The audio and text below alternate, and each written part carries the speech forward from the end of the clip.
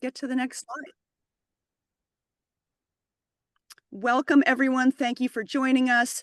We're going to be talking about this issue you've been reading about that is so important for the health of the Charles. Let's go right to the next slide, Stefan. So we're going to do some background. I'm going to kick us off, and then I'm zooming in from my car to parking lot in Medfield. I'm going to go and speak at an event. And then you'll be in the very capable hands of Julie Wood, our Climate Resilience Director, and Stefan Geller, our Senior Communications Manager. We're going to do a quick background, talk about what the Massachusetts Water Resources Authority is proposing for the Charles, what we think they should be proposing, and then what steps you can take to change the trajectory that we are currently on. Let's go to the next slide. So first, when we're talking about a clean, healthy Charles River, the public has been promised a cleaner river for many decades. In the 1940s, the river was declared so polluted that it wasn't safe for swimming anymore. In 1972, this was a huge step for the Charles and other rivers across the country with the passage of the Clean Water Act. And that was promising fishable, swimmable rivers by 1983. I was in middle school then, junior high we called it then, so that was a long time ago, and we haven't achieved it. In 1995, the Region 1 EPA administrator declared the EPA Clean Charles Initiative, which would have a swimmable Charles by 2005. Still have not achieved that. And then most recently in August, Governor Healy announced a biodiversity initiative, her plan that would, quote, significantly reduce or eliminate combined sewer overflows. So you, members of the public, have been promised a fishable, swimmable river for a long time. We haven't achieved it, and we need your voices to actually get there. So what's going on here? This is a map of Cambridge and Boston, and the tasteful poop drops that you can see there show where there are still what's called combined sewer overflow outfalls, where there are literally discharges into the Charles from both the Cambridge and the Boston sides of the river. You can see there's 9 on the main stem of what we call the lower basin, and 1 in the Muddy River. You're probably not going to be surprised to hear this, but contact with poopy water makes people sick. Here's just an example of some of the diseases that you can get: gastroenteritis, hepatitis, cholera, death. Bad things can happen from contact with sewage-laden water. And this is not just speculative. Last year, BU did a study of the Merrimack River area and found that hospital visits from gastrointestinal illnesses increased after major CSO events. We have no reason to think that that would not be the case in the Charles River as well. Okay, why does this still happen? It's a matter of old infrastructure. What these graphics show are in the left. You see where you have the same pipe takes stormwater, which is basically rainwater from the street, and wastewater from your home or your business or your school. It goes into the same pipe. And when it's dry weather outside, there's no problem. It all goes to the Deer Island treatment plant. The problem is during rainy weather, particularly the larger storms we're seeing from climate change, the volume of stormwater, which, like I said, is rain or melted snow from the street, overwhelms the capacity of the combined system. And if the combined volume was not released into the Charles River, you would have sewage backups into the street, into people's homes and businesses, et cetera. And that's obviously unacceptable. In contrast, newer cities in America, more in the western part of the country, never built combined systems. Newer cities built separate systems so that stormwater always goes to the local water body and the sewage always goes only to a treatment plant. So just hold this graphic in your mind. When it is very complicated or expensive to separate those systems, an alternative approach is to take steps to reduce the volume of water from the rain, from the stormwater that's going into those combined systems in what we call in ways that infiltrated into the ground in what we call green infrastructure or green stormwater infrastructure. You've probably heard, especially those of you who are CRWA aficionados, rain gardens, bioswales, permeable pavers, things like this that direct stormwater into the ground rather than into the storm drain. and thereby prevent these overflows. So that is a different approach that is not so much used by the entities that we're talking about today, but that is something that we want people to be thinking about. So the MWRA has a certain amount of sewage that they are allowed to discharge into the Charles today, and we're going to get into why that is. And that is represented by the light brown box. That is according to legal limits now. The dark brown box shows how much has actually been discharged in recent years. And you can see in most years, the amount that they are allowed to be discharging is much less than the amount that they are discharging. And this is related to the weather. When we have very rainy years, such as 2021, 2023, you see a huge discrepancy between those amounts. 2022 is a relatively dry year. The yellow line in this graphic indicates the amount that the MWRA in the proposal that they've just released would be allowed to discharge in coming years. As you can see, it is actually more than they are allowed to discharge today. So we consider this going in the wrong direction. So anyone who wants can actually find this information yourself. This is a lot of words and numbers on it, but it is public information how much is being discharged and how frequently at each of those outfalls on that map. And this is the name of the outfalls and the volume of CSOs that have been discharged. And this was in 2024. So for each outfall, the volume as well as the number of activations or the number of times that it was discharged. As you can see on the left, there are a certain number of activations and millions of gallons allowed each year, which, as you saw from the previous graphic, they are usually going above. I just want you to know that if anyone wants to dig in much more, this information is publicly available. So why is this? What is going on with this? The Clean Water Act makes dumping sewage illegal. But the way it works is the Clean Water Act tells states, and in Massachusetts, this is the Massachusetts Department of Environmental Protection, to set what's called water quality standards. Mass DEP does that for each of our water bodies. And for the Charles, they classify the Charles River as what's called a Class B water body. What that means is that you are not allowed to dump sewage in it. The only reason that's currently happening is because there's an understanding that it takes time to fix infrastructure, because that's what this basically is, an infrastructure issue. And so during the time that you are making improvements, the Massachusetts Water Resources Authority, as well as the cities of Cambridge and Somerville, get what's called a variance.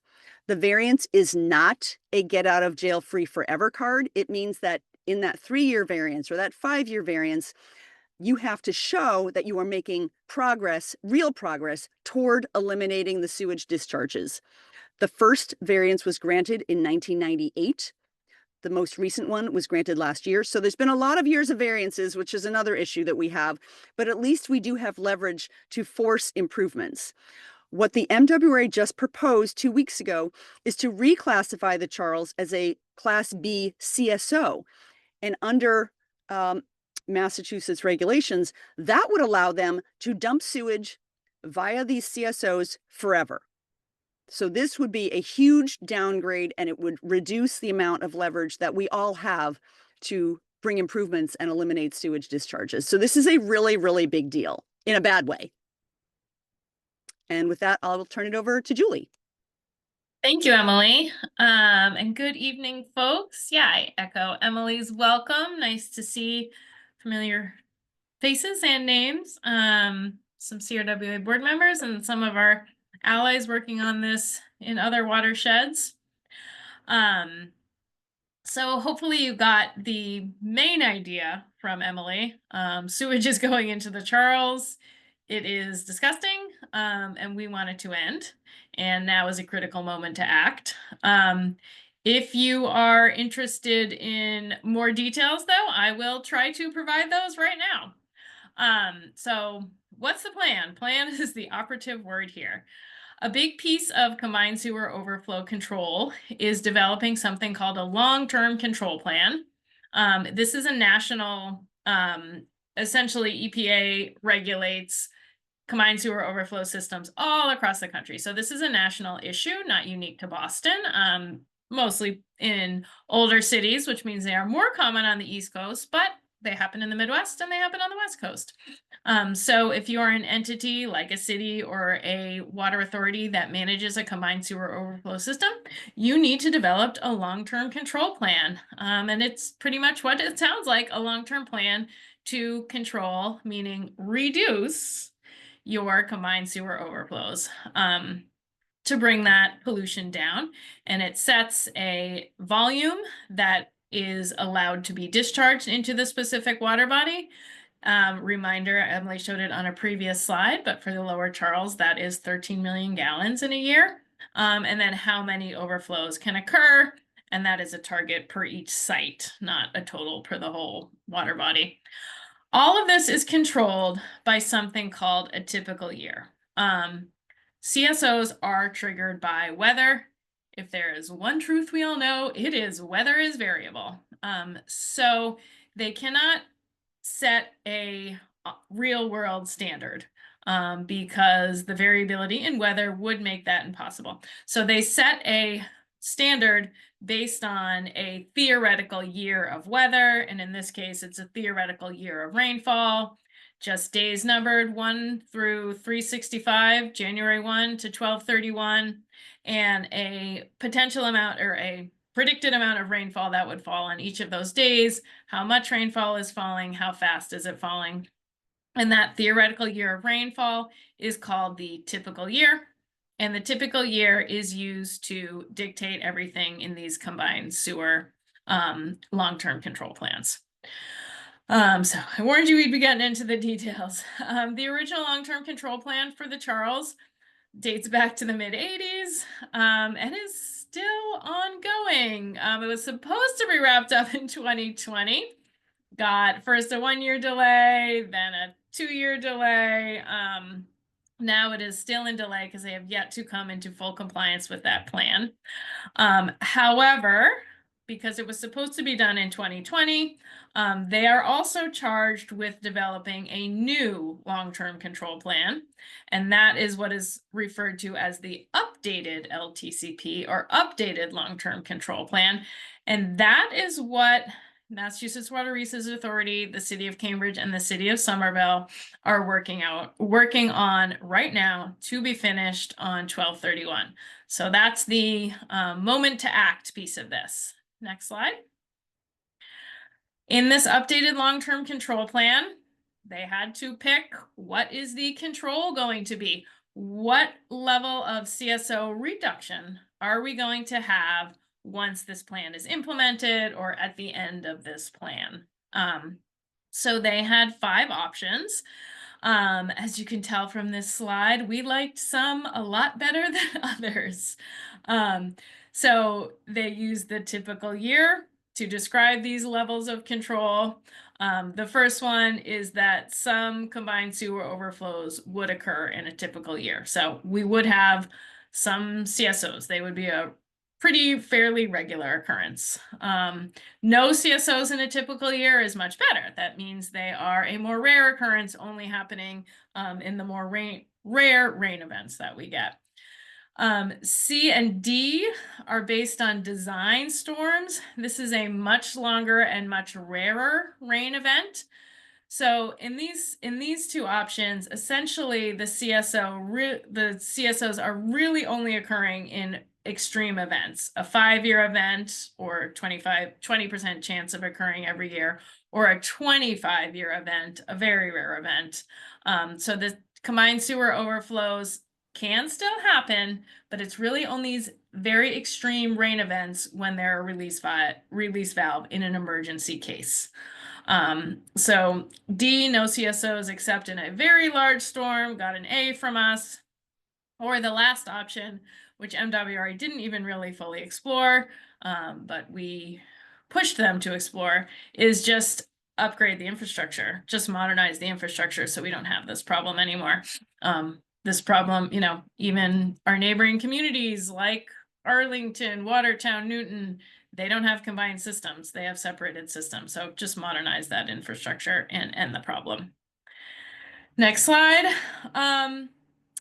Despite our strong advocacy for the last 2.5 years, what the team at MWRA, Cambridge and Somerville is proposing is the lowest level of control some CSOs in the typical year. Savvy observers will notice that according to those graphs that Emily showed in the beginning, it's actually going up. That's because of climate change. Climate change is bringing more intense rainstorms, meaning rain falling in a short amount of time, and larger rainstorms, meaning just more volume of rain coming in a storm. Those are the exact kind of storms that trigger combined sewer overflows. So because of climate change, CSOs are going up, and MWRA is proposing to not address that, just give in to climate change and allow these CSOs to go up. Next slide. So how much more is that is allowed today? Today, for the third time we've told you probably, 13.1 million gallons is what is allowed. Proposed is about 30 million gallons. We've only seen modeling that includes 9 of the 10 CSO outfalls that are in the Charles system. We have not seen how much would come out of the Muddy River outfall, which is a tributary to the Charles. So ultimately that sewage will get into the Charles. But a proposed about 30 million gallons, so more than double. The past plan was ambitious. Now they have not met all of it, but a lot of improvements were achieved during the past plan, as I'm sure many of you are familiar with if you've lived around here for a while. Sewage releases have been considerably reduced in the harbor and in the river. So the previous plan proposed a decrease from 1.7 billion down to 13 million. That's a pretty big reduction. And they came pretty close to achieving it. The current plan proposes a reduction of 9 million gallons. So 1.68 billion was the previous reduction. Now we're down to 9 million gallons. It is far less ambitious than MWRA was previously. Next slide. This is a little bit of a tongue-in-cheek slide, but you can imagine if this were a movie, maybe they'd have a two-part plan, MWRA's two-part plan. Part 1, dump more sewage in the river. Part 2, change the laws to make this acceptable. So Emily already walked us through these water quality classifications. Currently, we are a Class B. CSOs not allowed, and MWRA would like to see the Lower Charles become a Class B CSO, where CSOs are permanently allowed. Next slide. So what's not in MWRA's plan?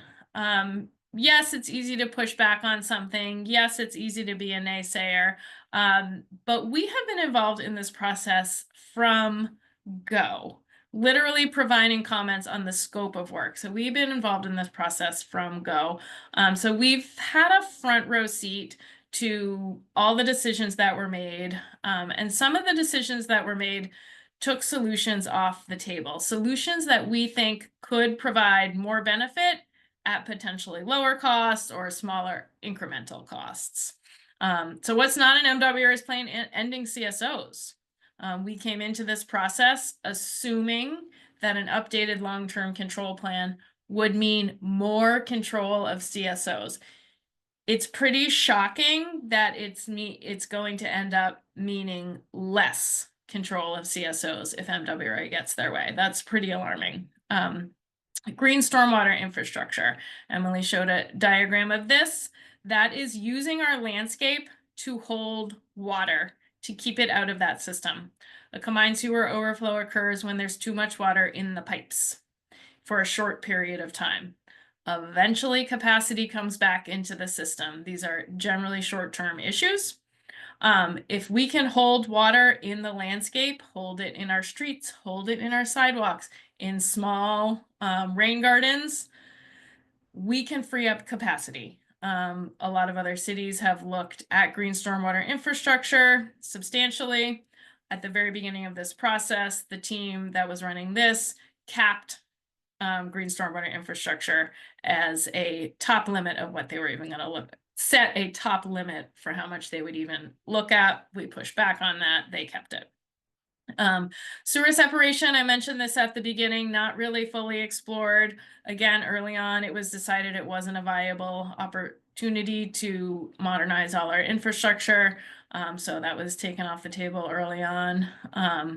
Climate resilience, essentially, this is the opposite of climate resilience. It's just giving in to climate change, allowing the water to go back to being dirty, the way it used to be before we started this investment.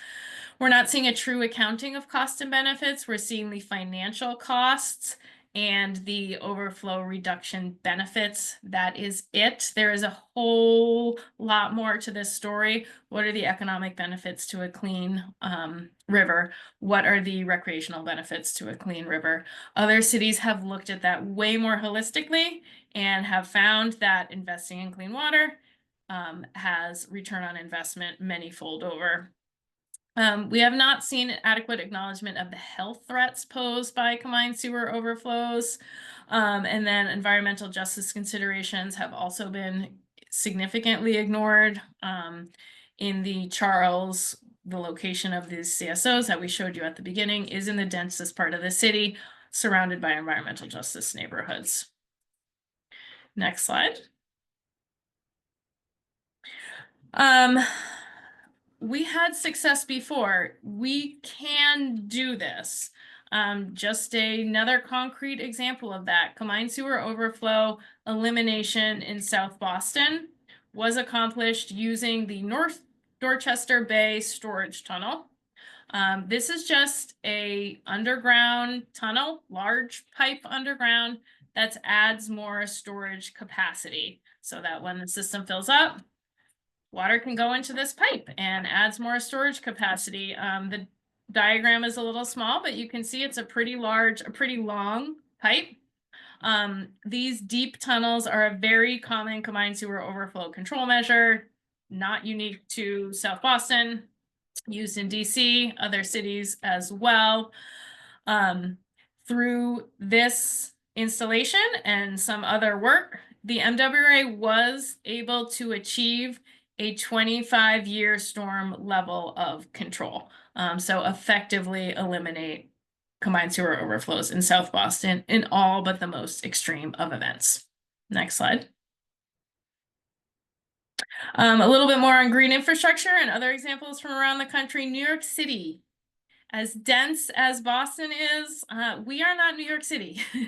New York City was able to leverage reductions through the use of green stormwater infrastructure. And here's some pictures of how it looks. Very nice. Along the sidewalks here, you can see it intercepts the water. It holds it there, keeps it out of the pipe, infiltrates it into the ground, or just holds it. So they're able to manage runoff from 10% of the impervious surfaces in combined sewer across the combined sewer overflow area. I mentioned the true accounting of cost and benefits. This is just one example from Philadelphia.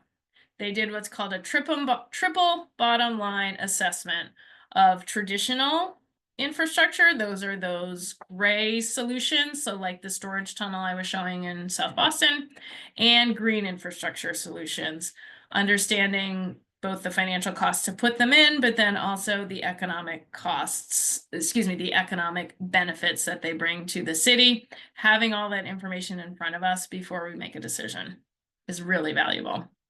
In this case, they found that green infrastructure approaches generated more value for environmental and public health and social benefits. And so they leaned into green stormwater infrastructure in comparison to gray infrastructure. Next slide. All right, these next few slides, we're going to walk through some of the things that we are hearing come out from MWRA with this announcement, and just let you know why they don't ring true, or in some cases why they are not true or incomplete information from our perspective as people who have participated in this process from before it started, essentially. Sewage is only entering a small area of the Charles, and it's very far downstream. This is one of the justifications they're using to say why these should continue. That is true. It is only the lower, ninth, eighth of the river. However, it's one of the most heavily used water sheets in the country for recreation.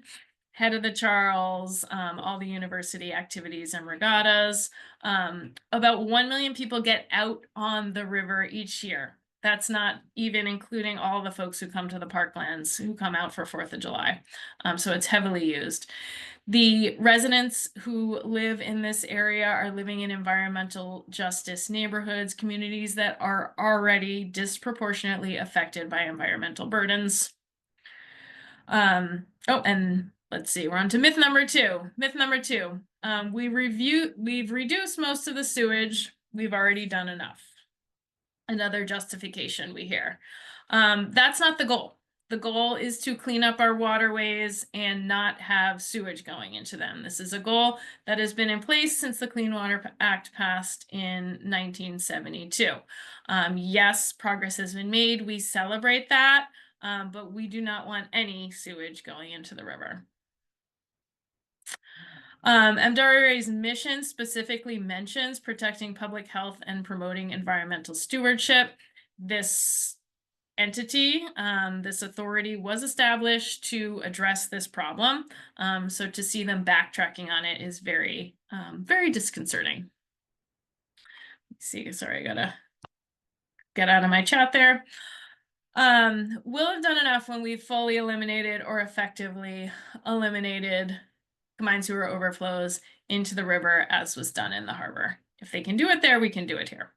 Myth number 3, the problem is stormwater, not sewage, and stormwater is not MWRA's responsibility. Stormwater is a problem. It is a major source of pollution to the Charles, but cities and towns are spending millions to reduce it. All of the cities and towns in the watershed have a stormwater permit, and 34 out of 35 of them have targeted pollution reductions that they have to meet in a 15-year period. So they are doing their part. Stormwater carries a lot of nutrients. Those targeted reductions are focused on nutrients. Nutrients are very bad for river health, but stormwater does not have the same concentration of pathogens and viruses as sewage. Sewage has extremely high concentrations of things that make us sick. So they are different. Even if all the stormwater pollution were eliminated, the Charles wouldn't support consistent swimming due to CSOs. We have to address both stormwater and CSOs to have the healthy, clean, swimmable Charles that we deserve. And MWRA cannot adequately address combined sewer overflows without considering stormwater. This is getting into the weeds again, but MWRA claims they can't really deal with stormwater. It's not their problem. Until that water gets into the pipe and mixes with the sewage, they claim to have no jurisdiction over it. But the truth is, how can you deal with a combined sewer overflow problem if you're not looking at the stormwater? Obviously, you're not going to find the most efficient and effective plan to reduce it if, once again, you're limiting yourself by that. You're essentially tying one hand behind your back before you even get started. Milwaukee and many other cities' water authorities handle stormwater. They look at combined sewer overflows. They look at flooding reduction. MWRA should basically take this same stance. That would be a much more efficient use of our money and much more bang for our buck. Our investments would have multiple benefits if we were taking a more holistic approach. It will be too expensive. This is the main one, and this is a key element that drove this decision to essentially pick the cheapest plan, the cheapest possible plan. But we think the public should get to decide what is it worth investing in a clean river? What is it worth investing in safe and healthy parklands? What we do to the environment, we do to ourselves. Where many of us will literally pay for this out of our own pockets if we live in a community on the MWRA wastewater system. So we all need to have a say. MWRA is preempting this decision by being short-sighted and selecting the cheapest option. The investment in cleaning up the harbor has, again, the return on the investment there has been many-fold over through economic gains, recreational gains, and all the new development that Boston has seen. So we would like to let the public decide on that. You will also hear claims that this was a collaborative process informed by public input.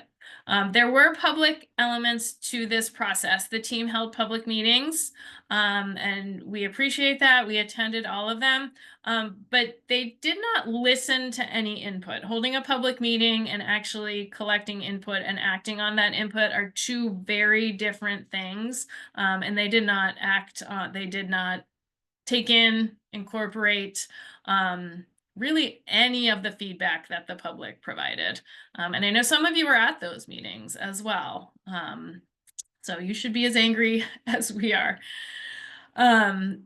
Regularly at all of these meetings over and over again, attendees expressed strong support for CSO elimination and use of green infrastructure. Neither of these is reflected in the plan. Lastly, a little bit of a process point, but the team did not follow the intended timeline. And essentially what is happening now is they are using this rush to this 12/31 deadline to just cram this very bad plan down everyone's throats. Things came out so late in the process that the public had no meaningful way of actually weighing in on the substantive pieces of the plan, like what is this level of control? And then last one, dischargers are mostly treated sewage, so it's fine. In the Charles, there are some partially treated overflows. Partially treated, they will say it's treated. It is partially treated. It is not the same process that happens at Deer Island. Deer Island is a state-of-the-art, robust wastewater treatment plant.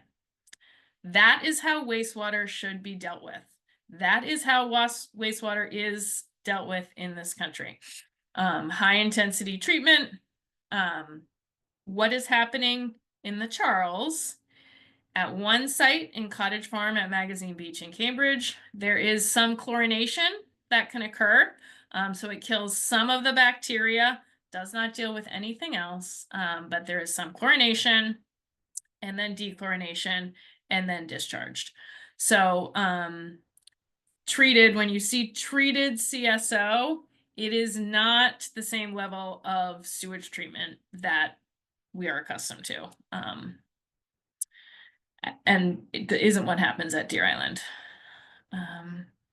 With that, I will hand it over to you, Stefan. Absolutely. So what have we been doing on this process and trying to get more public awareness and public pressure on? And that's where our Cut the Crap campaign has come in. I'm sure many of you have all heard of this. We launched this back in Earth Day earlier in the year in April. Kicked it off with a banner hang over the Mass Pike. And since then have been working to collect signatures for our petition, get people onto our website, cutthecrapcharles.org, where we are directing messages directly to MWRA and the cities of Cambridge and Somerville to act on this, essentially creating that kind of public pressure that really would make them want to act and make them realize that this isn't just something they can brush aside. And we've done this through a myriad of ways. We've had a lot of public events. We've tried a whole lot of different forms of advertising. We've submitted a bill at the State House that's been extended to the end of the year that would go beyond the Charles, that would hope to eliminate CSOs across Massachusetts by 2050. And so far, we've been seeing some great success with this. We've had over 4,000 of those direct messages sent to MWRA since the launch, and we have over 1,500, or actually over 1,600 signatures on our petition, which we have been delivering to MWRA, especially along this recent process. So the pressure has been being ramped up for sure. And on that note, just another referral to the website of cutthecrapcharles.org if in case anybody hasn't gone there yet. But we have, for instance, when we direct people there, whether it be through advertising, whether it be through email blasts, we have an explainer video about why all of this happened, an even shorter explanation about why there's still sewage going into the river. And then we have ways for people to take action through the simple pre-written messages, the petitions supporting our efforts. And this has been a big focus of the advocacy on this front. So now we come to the big takeaway of tonight's meeting.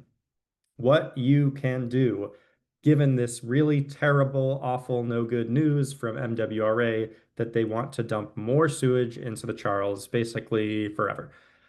So the first, of course, going to cutthecrapcharles.org, like I mentioned, and using that pre-written message button to send a message to the MWRA board that says, hey, vote no on November 19th, their next meeting when they're voting on this proposal. This goes directly to their personal emails. So the personal emails of the board members. So far, we've had, for instance, I think just in the past week or so, like 250 emails go right to the chair of the board in particular. All of this just to make sure that we're driving this pressure on to make them know that the people care. This is not acceptable. Nobody here wants this. Nobody wants sewage in the river. And then another way that we can get our message to the board, a little bit more formal way, is to send your own individual personalized message to the MWRA board. So our message, our pre-written message, it's easy, it's already written out. Sending that goes to their personal emails.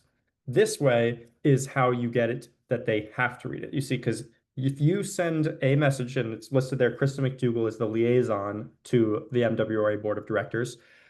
Assuming you get it in by 4 p.m. tomorrow, that's the deadline ahead of their November 19th meeting, your message will go onto public record and the board members all must read it. They're required to read it. If it goes into public record ahead of this meeting, it can't be like an email that they can possibly ignore even if it's flooding their inbox. They have to ignore it. It's part of the agenda. So I will send all this information out, by the way, again, after the meeting. I'll email it to all the attendees, just so it's all in your inbox right there. But personalized messages about why this is a terrible decision, why you're in favor of making an investment to clean up the Charles, directed to the MWRA board, can be sent to Kristen before 4 p.m. tomorrow, and that must be read by them. Another way you can support us is to join us at the November 19th board meeting on Deer Island. We are hoping to pack the room there, get a lot of faces, a lot of possibly poop costumes, poop emoji stickers, everything just to show them that this is an important cause to the people, that we are not just going to sit idly by and let them put crap in our river. You can, of course, also attend virtually. That on Friday, I think the link will become available, and I'll share that, of course, in the email as well. But we are hoping that people will join us in person to get that pressure. If so, I will also be sharing out a survey just so people can let me know if they're becoming, because Kristen, their liaison, has requested that we share some information just so that way we can get people in easily through the facility, because they have a gate. You do have to get checked in. You must bring a photo ID if you do want to come. And it's just so that way everybody can get in quickly and orderly and not have to check in and not have your name on a list and go slowly like that. So, but we would love if as many people of you are here, join us on that day. And now what else can you do? Well, for one thing, you can respond to our future action alerts. The process is not going to end after November 19th. There's going to be a whole 5 or 6 month public comment section period during 2026 for residents to weigh in publicly once they have submitted that final proposal, as Julie mentioned, at the end of the year. And for all things in between, we are going to be sending out emails when we really need to ramp up the pressure. So just keeping on alert for that and responding to those alerts. Sometimes it'll be reaching out to municipal officials, state elected officials, whatever it is, it's how we can maintain that pressure. And then on top of that, just reaching out and letting your friends know and everybody in your circle know that this is going on.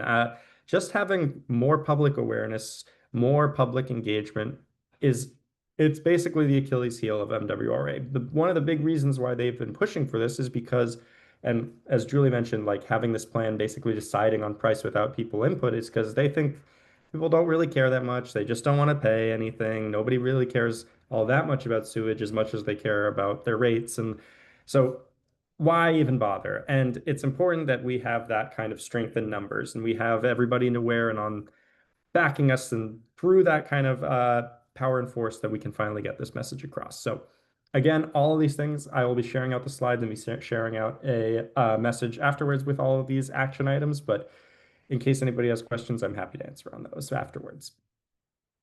And Julie, do you want to wrap things up? Yes, absolutely. What value do we place on the Charles, on a clean Charles? What value do we place on a clean environment? This picture on the left is a real picture of the Charles. That is what it used to look like. That is par for the course. I don't think anybody wants to go back there. I think we've learned a lot about environmental health and how that affects human health, how we are all intimately connected. We don't want to go back there, that's for sure. We want to maintain that photo on the right, make it even cleaner. So we can get to this, urban swimming. Other cities have it. We need it with climate change. We really need it. Our urban pools are overrun. Our urban beaches are overrun. We need more capacity for folks who don't have cars, for T accessible and bus accessible cooling places like swimming in our rivers. And if other cities can do it, we can do it. And there is our AI image of what that might look like. A lot of folks enjoying the Charles, cooling down on a hot summer day. And I think that is it. We will now transition to questions. I've been seeing a bunch of questions come in the chat, Stefan. Do we want to start with those maybe? And then folks can also raise hands. We can raise hands and we'll take them in order of hands raised, and then we can also go through questions that are put into the chat as well. But of course, thank you everybody for sticking through everything with this. I guess I can start, and I'm gonna scroll back. I've been through the slides, so I haven't seen all of the different questions here, but is it true that the water quality varies in different parts of the Charles and that it's unique to the lower basin? I think you touched on that a little bit earlier, Julie. Oh, Charlie, Charlie raised a hand. Why don't we let Charlie go ahead? Oh yeah, I don't know if my question's better than this, but I'm just wondering if the MWRA was charged with, filling out, complying with this long-term plan, control plan, aren't they they're out of compliance with that. They're not doing it, and why are they not subject to some kind of penalties or whatever, to get them back on track? I don't understand why are they sort of against us, in other words, too? Well, of course, the spirit of your question would best be directed to them. Why are they not on board with making more advances? The only justification we've heard verbalized is cost. They just seem to be choosing the lowest cost option here. To your more specific question about what is happening because they haven't achieved compliance with the existing long-term control plan, they have been able to get extensions there. That existing long-term control plan is still part of the original Boston Harbor court case, started back in the mid-80s. So it is got to be one of the longer running court cases in federal district court here in Boston, because it has been going on for a very long time. Because it is such a long process, relatively speaking, they're 5 years behind on what's been 45 years. So they've been able to get some grace period, extend it. We're not a party to that case at this time.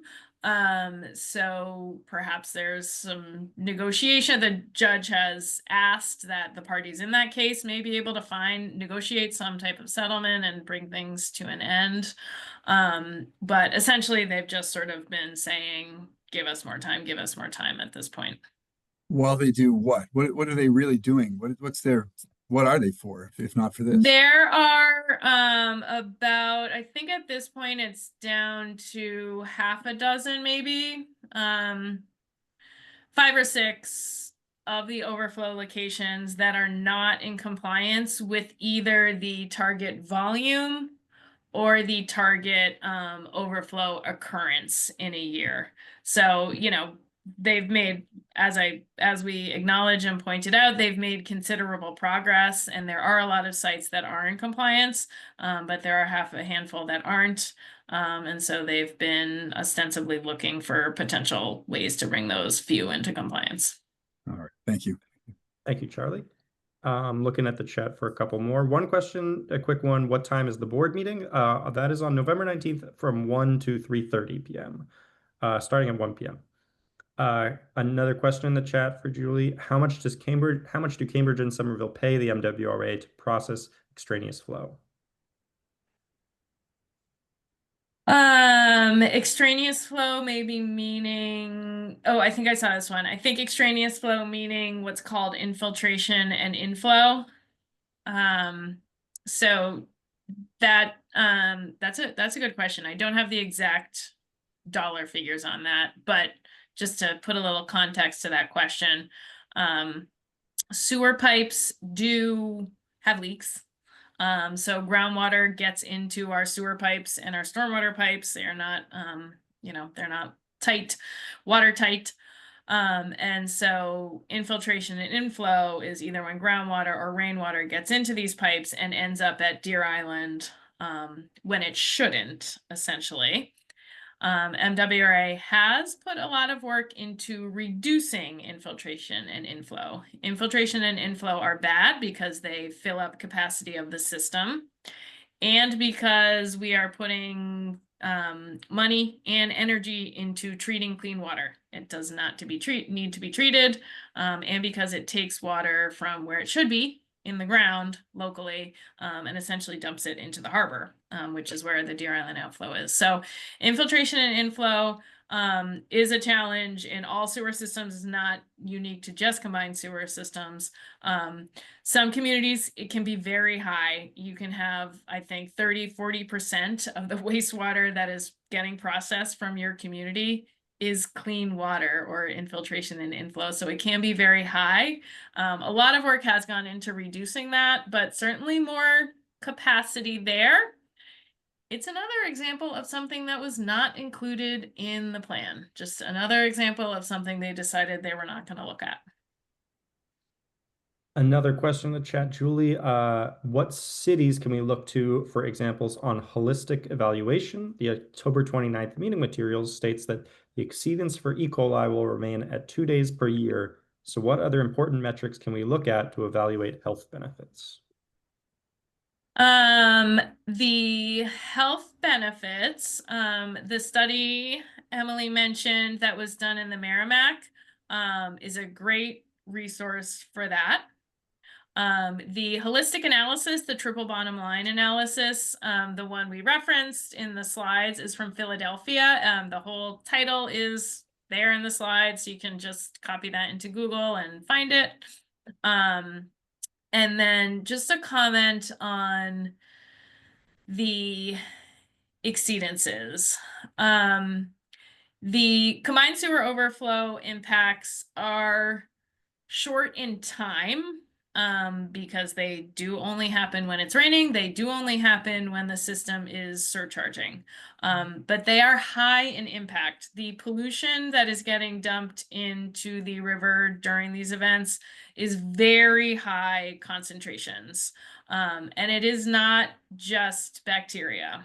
What they are reporting to us is bacteria, but sewage contains a lot of things that make us sick, a lot of things that stick around in the water a lot longer. We have regulations on wastewater control for a reason. We have Deer Island for a reason. And so dumping sewage into the Charles, yes, the bacteria may die pretty quickly, and that's what that data that you're seeing, the 2 days, is about. Yes, the bacteria may die very quickly, but there's a lot of other things in there that will stick around longer and will make us sick.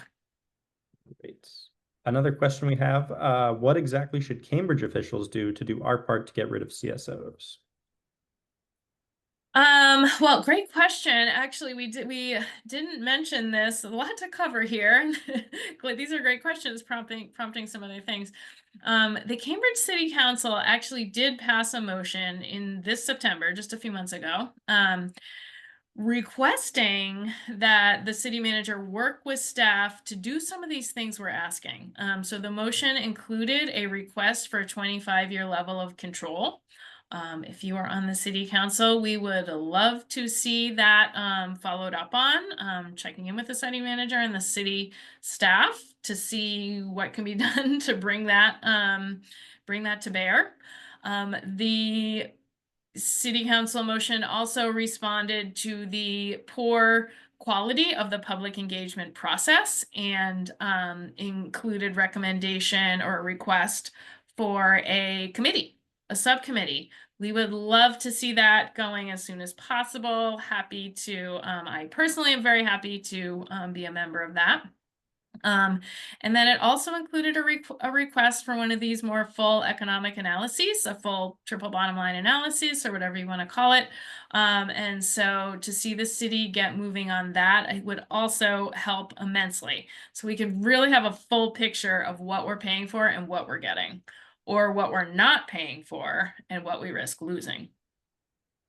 Awesome. One question, is there social media posts from CRWA that we can repost? Absolutely. There is posts on our Instagram, our TikTok, our Facebook, our LinkedIn, all of which are covered on CSOs. There are been quite a few in the past 2 weeks. So those pages are all linked at the bottom of CRWA's website, if you will, if you want to find them there. And then another one, what happens if after all of this, the board still votes yes? Is there an appeal process? Yeah, so the vote, next week, or is it next week? Yeah, the vote next week means this is what will be listed as the preferred alternative in this draft updated long-term control plan. That draft updated long-term control plan will go to EPA and DEP. And we hope that doesn't happen. There is a risk it will. There's a risk that this will be the preferred alternative that goes in the draft plan. At that point, our advocacy will shift to focused toward DEP and EPA, and we will be looking to our environmental regulators to do their job to protect our environment. This will be their moment to shine. So we'll be coming back at you with more webinars. Once we have all the information, we are also going to be able to do a little bit more technical review on our end.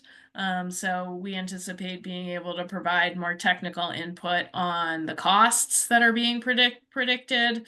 By costs, I should actually say the financial implications, meaning how much will individual households pay? How much might businesses pay? We'll also have more details on the engineering and be able to have a more robust analysis on that. So while we really hope we are successful and either they delay the vote or, either they, delay the vote and delay the submission of this preferred alternative or change to a different preferred alternative.